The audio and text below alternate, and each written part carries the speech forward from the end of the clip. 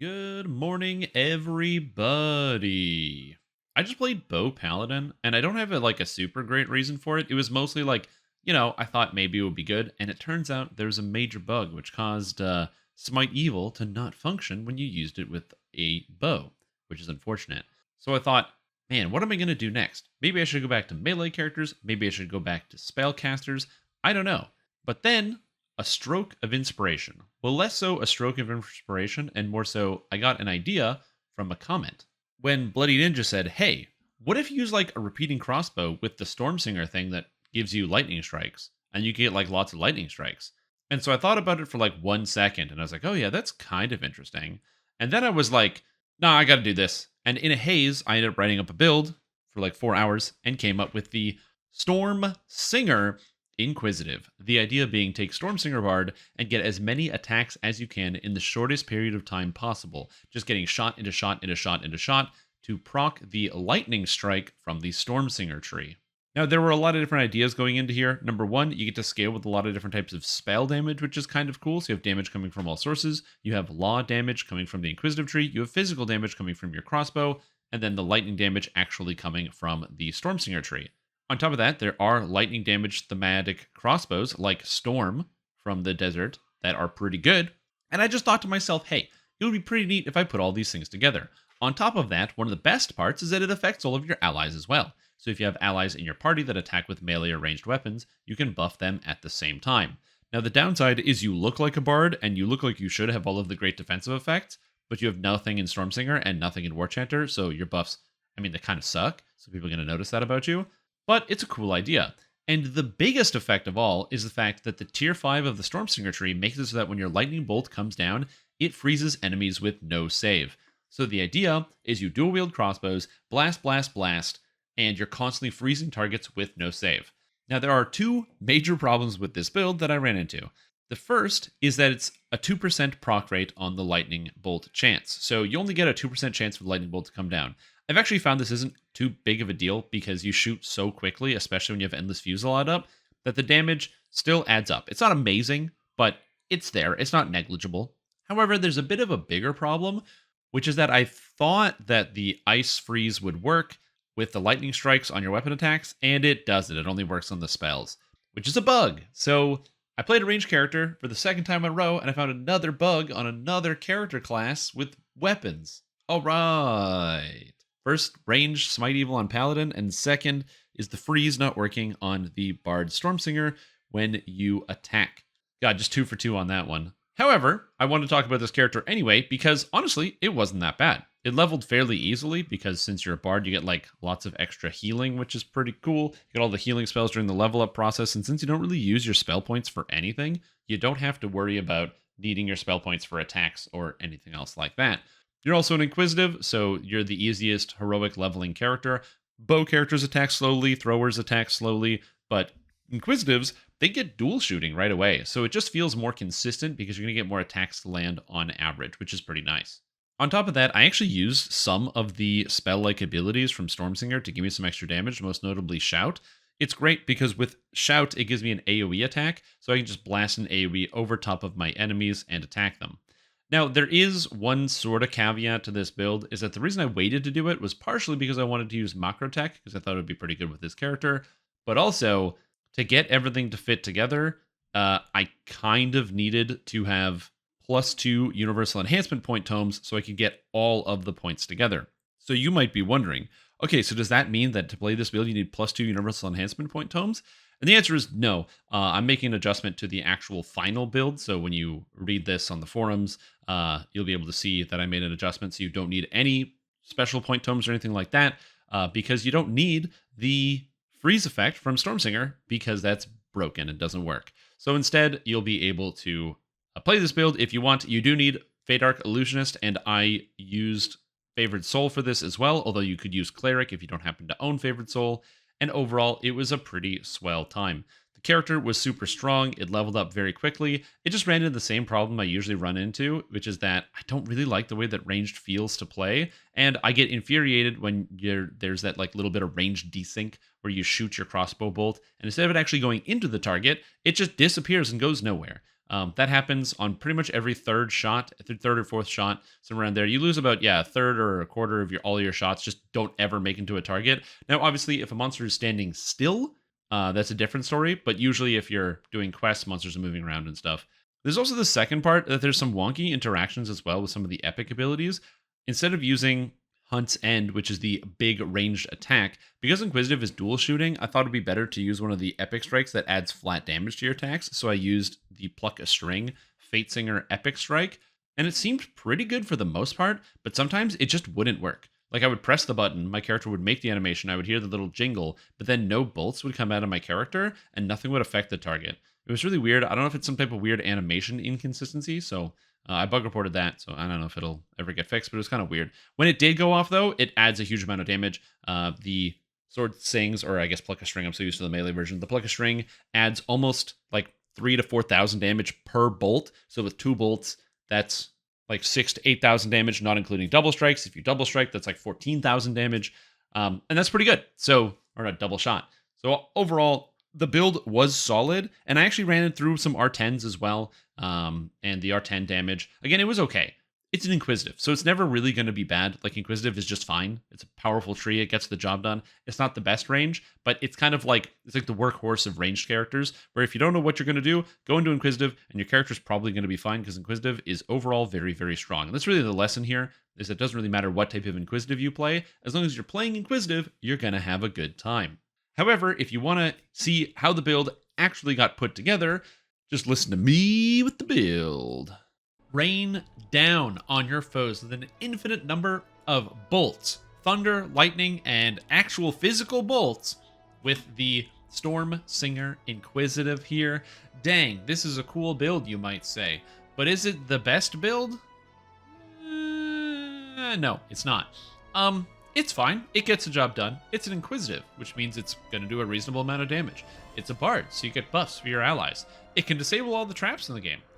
It's kind of cool, but it's not the best Inquisitive in the world. I can't recommend this build over like just a standard Rogue Ranger Inquisitive. You're going to get more mileage with a build like that, but it is pretty cool, and it worked just fine. So I can recommend it on that front. Charisma is your main stat here. With this type of build, you do need enough dexterity to make sure you get all the feats.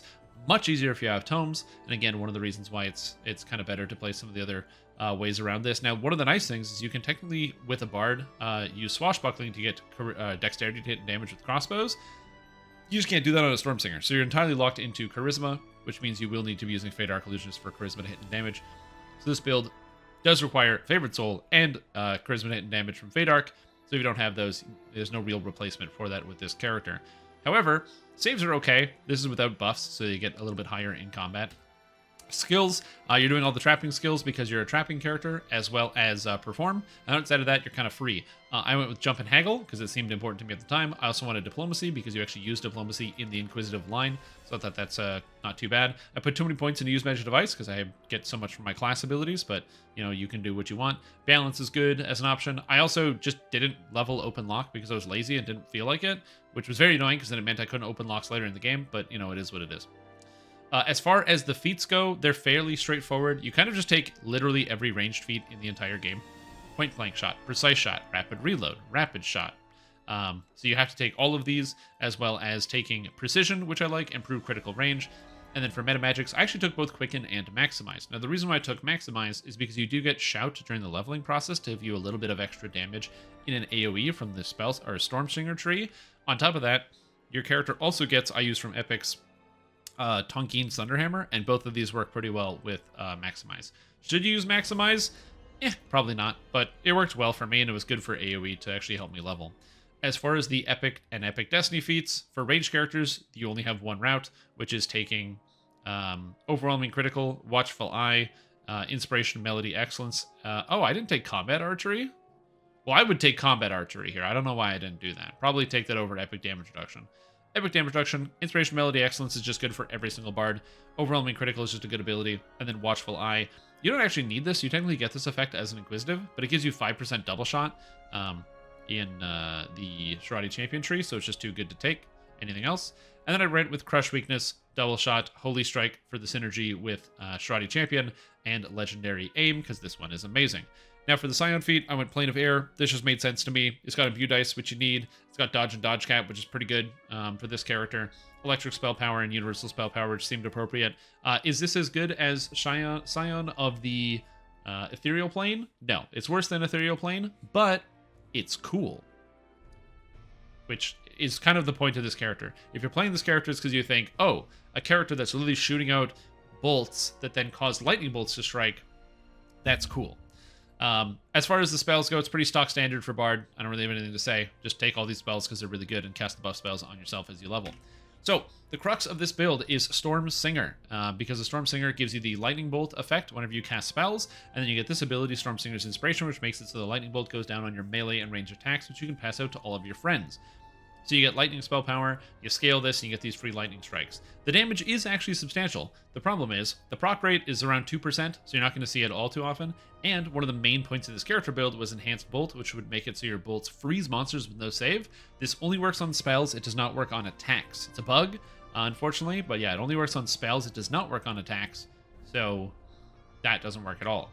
So in the future, I'd probably spend 21 points. In fact, I'd actually spend no points in this tree because that's why I'm TRing out of it, because it didn't work as well as I wanted to. But it still does function. Like, you get some damage out, and for like Epic Elite, low Reapers, your character is going to feel great as you're just smashing through monsters effortlessly. Because again, you're still an Inquisitive. You get all the good stuff out of Inquisitive. Look at all this damage. Most of the stuff is like passive damage. This is just a passive that works with Diplomatic Impunity or Immunity. You get Imbue Dice. You take Jaded every time, so you just get full damage against every monster. It's the best one to go with. You get Shoot Later, which is 1,000,000 damage. And then you get, of course, Improved Uncanny Dodge, from the best cooldowns in the entire game. Now, this character does also use War Soul, because I like Divine Might to get the extra hit and damage, and then Fate Arc Illusionist for the Familiar's Flourish, the charisma to hit and damage right here. Now, as far as the Epic Destiny tree goes, it's fairly straightforward. Take everything good out of Shroudi Champion. I don't like using the Shroudi Epic Strike Hunt's End on the double hit weapons, so Inquisitive and Repeating Crossbow. The main reason I don't like it is because it only applies to the first shot and not the second shot, whereas something like Fate Singer, Pluck a String, applies to both shots. So you go boom boom, and both of them get the Pluck a String, and they get the extra damage. Similarly, they both get the Arrow of Discord damage. So I much prefer to do that as opposed to this. Plus, also, if you critically hit with this attack, which has a +2 critical threat range, and my crit chance is 16 to 20, that's a 14 to 20 crit chance. So if I crit about a third of the time whenever I use this, and I hit twice, so 1/3, I'm hitting twice, it's about 50% of the time, I'm stunning the target and then dealing extra damage because of the stun. So generally, this is a great ability. Then you get the stun on top of that, which is pretty nice.